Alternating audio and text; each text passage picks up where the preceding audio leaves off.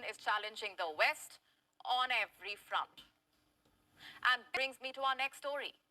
Edward Snowden is now a Russian citizen. The high-profile whistleblower who revealed how U.S. agencies were conducting large-scale surveillance abroad and on citizens, the same Edward Snowden has now been given a Russian passport. The United States has kicked off speculation now. The U.S. State Department fears Moscow could draft Snowden to fight the war in Ukraine. Are these fears genuine? Our next report has the answers. Is Edward Snowden a whistleblower or a traitor? The answer depends on who you ask. 9 years after he exposed America's invasive surveillance programs, Snowden's deeds are still a subject of debate in Washington. Moscow's moves have now added a new layer of complexity to this story. Edward Snowden is now a Russian citizen. His name was a part of a presidential decree published by the Kremlin on Monday. A total of 72 foreigners were part of the list, but Snowden's name clearly stood out. What's the thinking behind the move? For Snowden, it was a personal call. He had applied for Russian citizenship in November 2020. The reason was the birth of his son. In a tweet, Snowden had expressed he didn't want to be separated from his child. And that's why he wanted to become a dual citizen of America and Russia. Snowden's wife, Lindsay Mills, plans to do the same. She is also applying for Russian citizenship. The couple also have a daughter. She was born in Russia, so she already holds a Russian passport. What about Snowden's American identity? The US State Department says there is no change in its position, but warned that Snowden might be called upon to fight for Russia.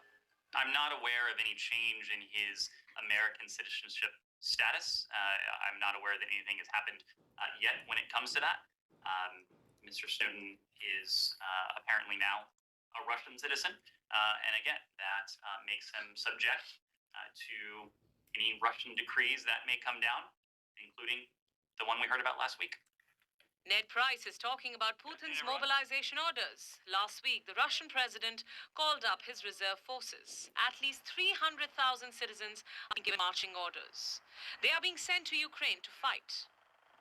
Yes. Will Edward Snowden get the call to fight? His lawyer doesn't think so. Speaking to the Russian state news agency, he said Snowden will not be called to serve, since he has no prior experience in the Russian army. For now, Putin has just ordered a partial mobilization. Only those with relevant combat and serve experience are being sent to the front lines.